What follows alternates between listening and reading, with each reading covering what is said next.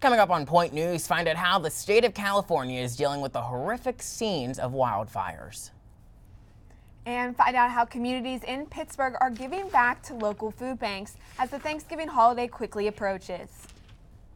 And find out how the city of asylums on Pittsburgh's North Shore is helping out riders publish content without fear. Point News starts now.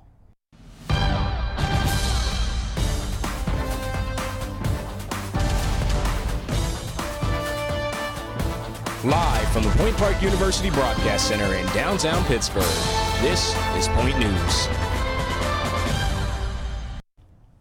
Good afternoon and welcome to Point News. I'm Samir Nefzi. And I'm Sarah Maculin. We start this afternoon with our top story that broke this past Thursday, the California wildfires.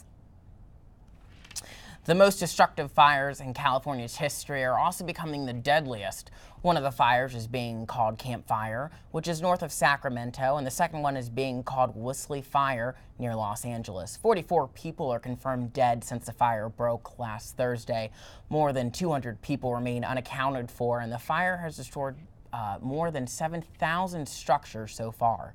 Officials have launched a website where residents in the area can view online damage maps, but say that the data is subject to change since this is an ongoing matter and the information is still being gathered at this time. The city of Asylum on Pittsburgh's north side has been keeping writing alive for those who have had to escape their home countries. Point News reporter Taylor Fife got to sit down with some of the writers firsthand to hear about their stories and being in this type of situation. 14 years, the City of Asylum has given voice to the silent. The City of Asylum provides sanctuary for exiled writers so that they can continue to write and express themselves creatively. The writers placed at City of Asylum have all been forced to escape their home countries due to fear of persecution for the content they published. The organization currently houses 2 exiled writers and residences located in the area of Alphabet City on Pittsburgh's north side. The mission is to bring people together under the umbrella of promoting and supporting freedom of speech, freedom of expression. Osama Alomar is currently an exiled writer in residence with the City of Asylum. Alomar is from Damascus, Syria, and immigrated to America after publishing a short story titled The Boot. Syrian intelligence officials contacted his story's publisher, asking questions about his whereabouts. I was so scared, so I did my best to avoid all public places. I used to go to cafe almost every day, so I stayed home. Tuhin Das is from Bangladesh and is the second exiled writer in residence with the City of Asylum. Das is currently on a hit list and is the target of fundamentalist groups who murder writers, bloggers, and editors. When Tuhin went to his home country's police for help, they instead took his writings to use against him. In fear of his life, Das knew he needed to leave Bangladesh. Killed more than 50 people who have different views, like LGBTQ activists, like publishers, secular writers, atheists, and my name was published in their hit list on 2015. The writers' sanctuary residences are located on Samsonia Way. They are able to design the outside of their residences. Another way they display their newfound freedom to speak and create without fear. I got more freedom now. I'm describing my feelings, my ideas with more freedom, much more freedom. Lamb spends a lot of her time with Alomar and Das and expressed how grateful she is for their relationship. Just like anybody else, like they tell jokes, they like TV, they like to go to the baseball game, so they're very much like just like anyone else, but they're also like incredible individuals because everything that they've been through, and family is really important to each of them, and they don't, we are their family here. The City of Asylum is currently looking to provide residence for an exiled female writer in hopes of giving them safety and a place where their voice is no longer silenced. I'm Taylor Fife reporting from Pittsburgh's North Side for Point News. Thank you for that, Taylor. Now we're going to switch gears a little bit. The weather. It's been cold. Snow is on the way. Yeah, definitely, Samir. We've got that cold rain this morning, that freezing rain. I know I was talking to you earlier, I almost fell getting out of my apartment because I'm expecting, it's just a little puddle, just rain, but it was actually ice. So, and we're expecting snow tonight, right? I know, it looks like Elsa is making her way down, freezing up the Steel City for a little bit. But we're gonna pull up some graphics for you. Yeah, take a look at that. Today's high is only 34, low is 32. 90% of precipitation. Looks like snow's on its way. Yeah, definitely. It might make a little bit of a tough commute in the morning, but when we get to Friday and over the weekend, it seems like the precipitation, is kind of going away, but we're still going to see those cold temperatures with a high of 39 on Friday and Saturday and Sunday with just those high in the low 40s. So a little bit of a warm up, but still winter is here. Definitely. It looks like we won't have an issue just letting it go, right? Right, exactly. So coming up after the break, find out what local community food banks are doing to make sure families are prepared for a Thanksgiving meal this holiday season. And find out what the city of Pittsburgh is doing to continue to raise money for those victims that lost their life at the Tree of Life Synagogue shooting. All of that and more when Point News returns.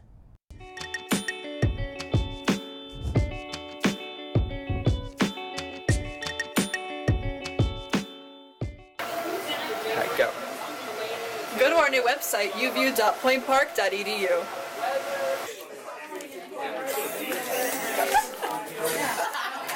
Go, go, go, go, go, go. Join UView and find your herd. Join EOP. And 3, 2, 1. Join EOP. I was just saying, grab them now, or else I will snap. Yeah. Join on point with politics. 3, 2, 1. Join Pioneer Sideline.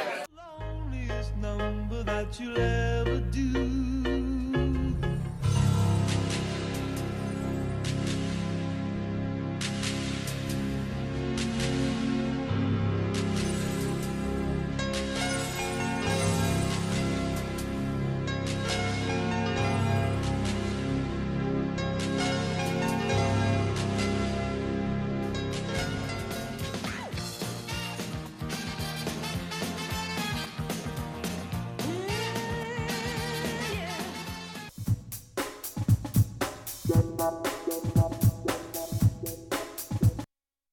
Thank you so much for joining us again, and welcome back to Point News. Getting food on the table for Thanksgiving isn't always as easy as it is for some families. Yeah, definitely. And with the holiday season right around the corner, I got to learn more about what the greater Pittsburgh area is doing to help those families in need. Take a look. According to Feeding America, over 326,000 people in southwestern Pennsylvania are food insecure. And while the need for food is constant in the Pittsburgh area, the holiday season is a crucial time for donations here at the Greater Pittsburgh Community Food Bank. Each year, the fall and winter months bring additional families to the food bank's network of pantries. But the food bank is prepared to meet that increasing need thanks to the KDKA Turkey Fund, which helps provide Thanksgiving meals to those in need. When an individual makes a donation, all of that money is used to purchase $15 vouchers. And then those families are able to take that voucher to their local Giant Eagle location and purchase their turkey. Last year, the food bank provided more than 40,000 turkey certificates throughout the community. Burrows says the yearly project is a huge undertaking, but feels proud seeing the community step up to help their neighbors in need. A lot of these families, especially when it comes to the holidays, they want their kids to have the same experiences at Thanksgiving as everybody else. So the more that we come together and provide for those families, the better off everybody will be. At Point Park University, UView, the campus television station, has started its own turkey fund to help KDKA and the Greater Pittsburgh Community Food Bank with their mission. UView's second annual turkey fund kicked off on Monday and runs until 4 o'clock today. Members of UView sold baked goods and raffle baskets in exchange for small donations to help provide Thanksgiving meals to families in need. Event organizer Lizzie Spizak said it all started as a way to give back to the community.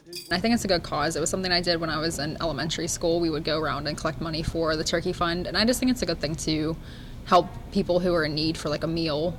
Last year, the UView Turkey Fund raised $350 for the KDKA Turkey Fund, which was matched by PNC Bank for a total of $700. That $700 provided about 46 Thanksgiving turkeys to those in need in the Pittsburgh community. But even a dollar can go a long way to help the cause. Every dollar that's donated, we could provide 5 meals worth of food. So every single dollar really does make a huge impact. Reporting from Point Park University, I'm Sarah Maculin. A rally for peace and unity organized by Mayor Peduto's office brought hundreds of Pittsburghers to Point State Park this past Friday to honor those who lost their lives in the Tree of Life synagogue shooting.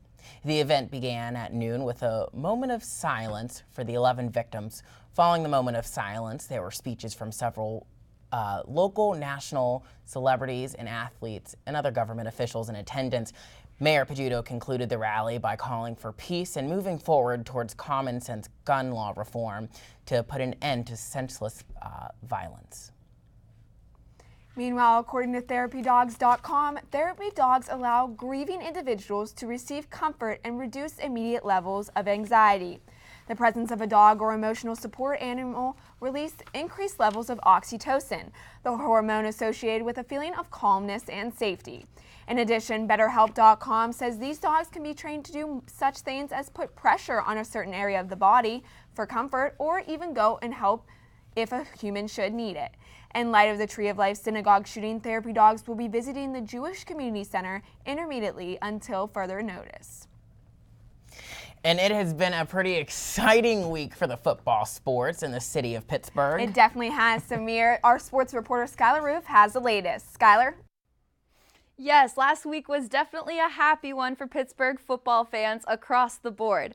First, the Steelers had a big win at home on Thursday against the Carolina Panthers, but as part of their pregame party at Stage AE, the Steelers held their Madden 2019 Club Series Championship. 4 finalists had goals of being one of 32 players competing in a league-wide competition later this year in California. Now, for the fans over at Heinz Field Thursday night, they saw Steelers quarterback Ben Roethlisberger lead 7 different Steelers to the end zone, one of them being James Conner. Conner had his 10th touchdown of the season. This one ended in a final score of 52-21. Now, back at Heinz Field on Saturday, the Pitt Panthers hosted Virginia Tech in what ended in another big Pittsburgh win. Final score 52-22 of this one. This game was especially important for the Panthers, though, because with just one more win this season, they will see themselves in the ACC championships for the first time in school history.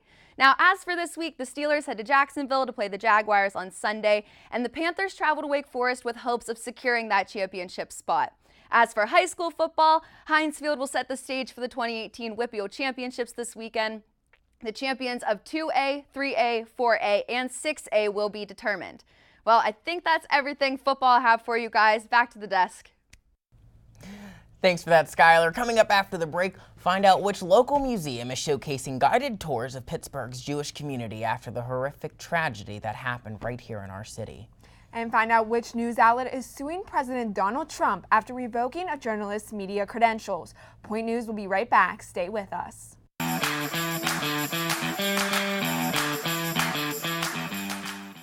What's one word to describe CAB? Welcoming. Community. Creative. Experiences. Family. Openness. Pineapple. The Campus Activities Board is a student-run organization that consists of 7 different committees. Each focuses on event planning, marketing, and administrative activities. Join us in organizing the juiciest events on campus, from late-night bingo to festive dances to our team bonding meetings. Follow us on Twitter and Instagram at Point Park Cap, or like us on Facebook at Campus Activities Board at Point Park University. Good evening and welcome to Newsnight. I'm Josh Krupp alongside Jess Paterchak. Defending his decision to kick out 15 Cuban diplomats from the United States. Thanks, Allison. Fitness on Demand has returned to Point Park. Residents fear that Mount Agung will have a repeat of 1963's eruption. 2-star NFL quarterbacks made the headlines this week after wrapping up. Thank you so much for joining us this evening. That's your news tonight. For Nick Tomarello, I'm Alex Grubbs. Have a great night.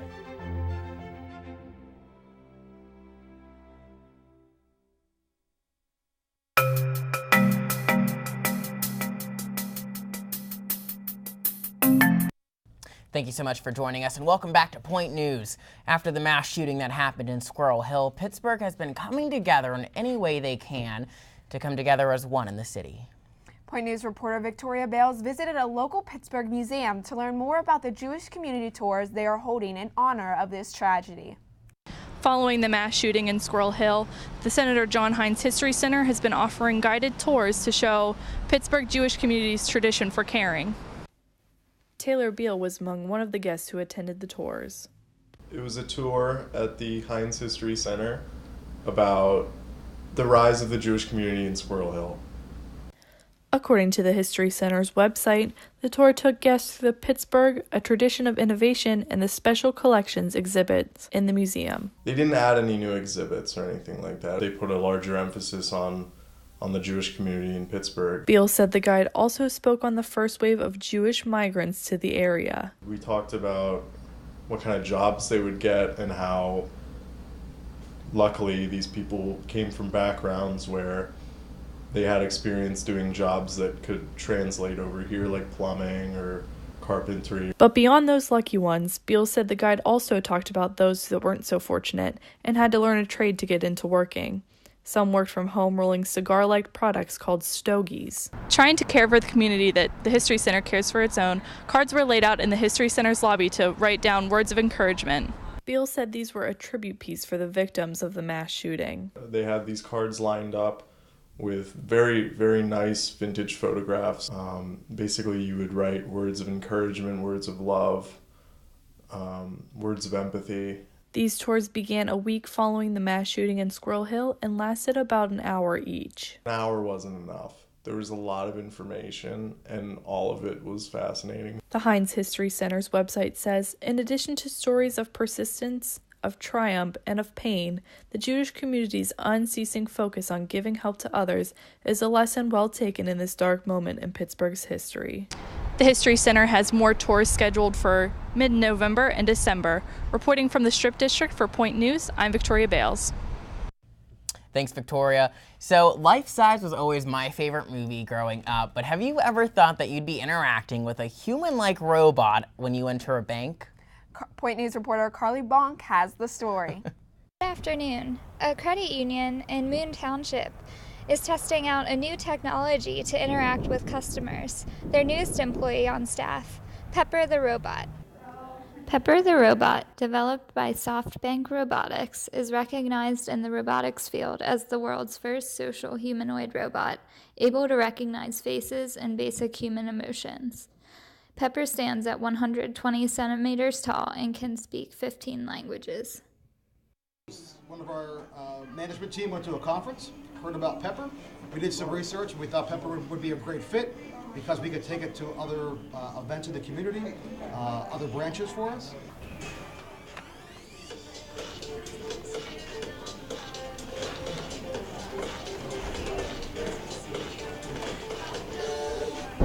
Although Pittsburgh has gained notoriety as a hub for robotics, according to SoftBank Robotics, Clearview's Pepper is the only in the region, of over 2,000 worldwide. Pepper is not quite as, the speech engine, not quite as robust as Alexa. You can talk to it, but it has to already be, that statement, that question, it already has to know the answer. Where can I get a beverage?